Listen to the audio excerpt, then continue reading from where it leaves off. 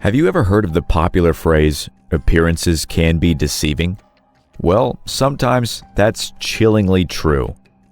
On June 11, 2021, Gemma Mitchell visited her friend's house. They had met in a Christian congregation. What seemed like a friendly visit soon turned into a horrifying crime that shocked the whole United Kingdom. The lifeless body of a woman named Deborah Chong was carried around in a suitcase for 2 weeks before it was discovered. Why would somebody commit such a terrible crime against a friend? The answer is simple, but no less awful: money. This is the story of a friendship that started with worshiping Jesus Christ and ending with one woman dead and another facing life in prison. This is the story of the murderer, Gemma Mitchell. Before we get into the details, let's give you some background so you can better understand how a seemingly quiet woman ended up in this chilling horror story. Gemma Mitchell was born on July 22, 1984, in Australia. She grew up in a well-off family with a mother who worked for none other than the UK's Foreign and Commonwealth Office. Thanks to these privileges, Gemma had access to a high-quality private education. However, her life changed unexpectedly when her parents separated. After that, Gemma and her mother moved to the UK in 2004, leaving their home in Australia behind.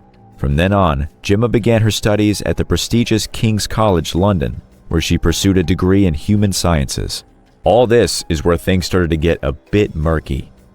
In her studies, Gemma had to take a course called Structural Basis of Human Function, where she learned to dissect human cadavers. She also took a module in experimental anatomy. She was literally learning to analyze and manipulate human bodies in great detail. Not only that, but she did so well in these subjects that she received an award for anatomical excellence, graduating with first-class honors. After finishing her degree, Gemma decided to specialize further and became an osteopath at the British School of Osteopathy. Once she finished this, she returned to Australia and practiced her profession for a while. However, in 2015, this woman with such unique knowledge returned to the UK.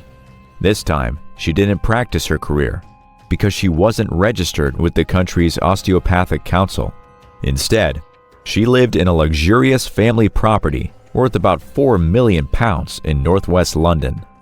There, Gemma lived with her retired mother and her sister, with whom she didn't have a very good relationship. In fact, in 2016, she was convicted of violating a non-abuse order related to her sister and brother-in-law. But let's set aside the family conflicts for a moment and focus on the real reason we're here: the horrifying murder Gemma committed in June 2021. It all started in August 2020, when Gemma became friends with a woman named Deborah Chong, better known as Deborah. They met at a Christian congregation they both attended regularly, and according to reports, they were described as devout Christians. Deborah was a 67-year-old widow from Malaysia who had lived in London for 30 years. Sadly, she suffered from paranoid schizophrenia and was taking antipsychotic medication to manage her condition. Despite this, people who knew Deborah described her as sweet and childlike, kind and generous, to the point of opening her home to those in need. And Gemma was one of those people. But outwardly, Gemma seemed to be a good friend to Deborah. In fact, Deborah believed that her new friend was curing her mental illness through spiritual healing. Poor Deborah thought that Gemma, with her knowledge of osteopathy, was helping her heal. By 2021, things were really tough for the Mitchell family. Both Gemma and her mother had plans to renovate their luxurious family property, even adding an extra floor. But that's just a simple, empty description. The truth was that the house was in such bad shape that fixing it cost an absurd amount of money. It was filled with boxes, suitcases, freezers with food, worn-out mattresses, and scattered construction materials.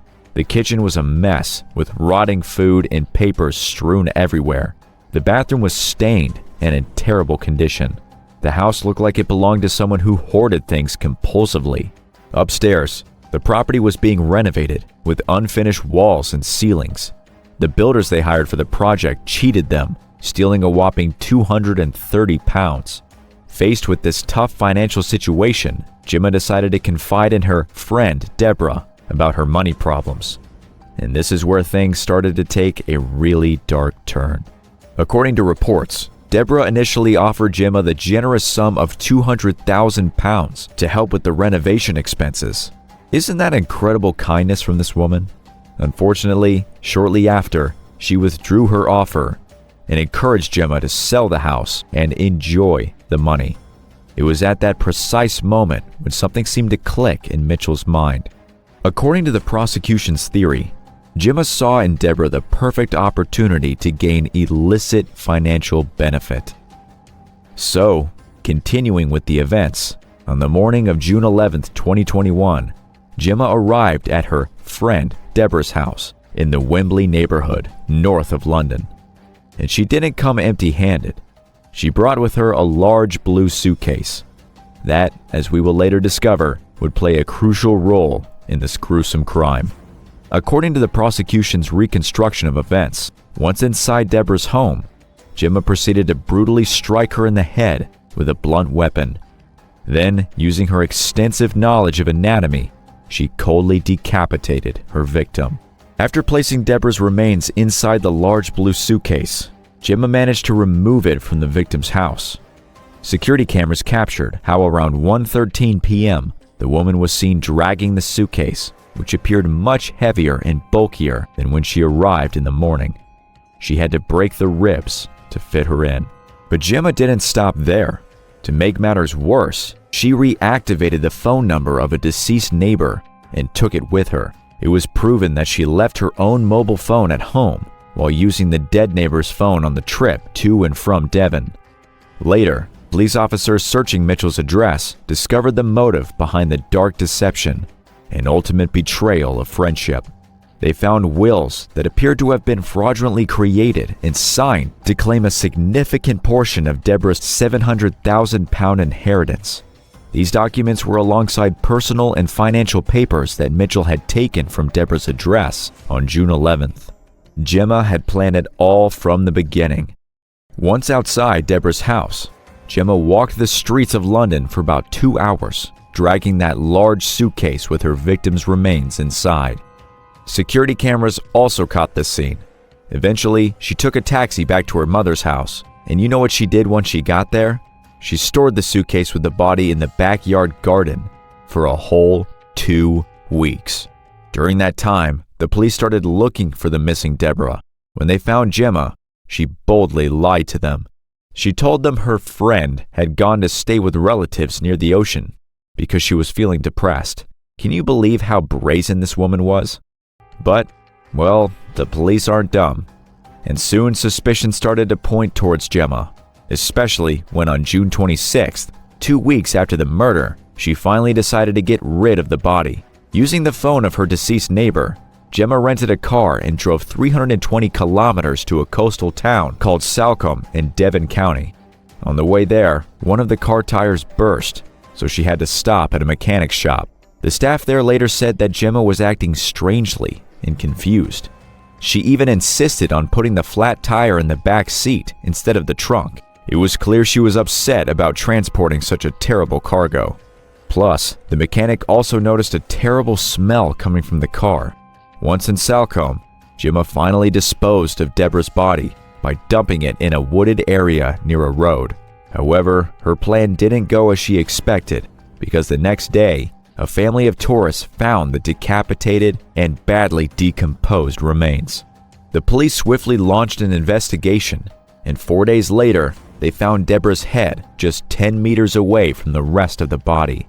At that point, suspicions against Gemma became very strong. Finally, on June 6, 2021, less than a month after the murder, she was arrested at her home. However, during questioning, she remained completely silent, repeating, "No comment."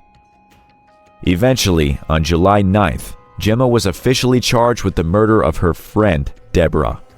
After months of investigation, Gemma Mitchell's trial finally began in October 2022 at the Central Criminal Court of London, also known as the Old Bailey. During the trial, the prosecution presented a lot of evidence against her. For example, they showed security camera videos of her arriving and leaving Deborah's house with that famous blue suitcase. It was also revealed that later on the same day as the murder, Gemma went to a hospital in central London with a broken finger. The prosecution argued that this injury was clearly evidence of a physical struggle inside Deborah's home. Despite all the evidence against her, Gemma refused to testify during the trial. She stayed silent, repeating, "No comment." Meanwhile, the defense tried to discredit the theory that the body was in the suitcase, citing the lack of DNA evidence.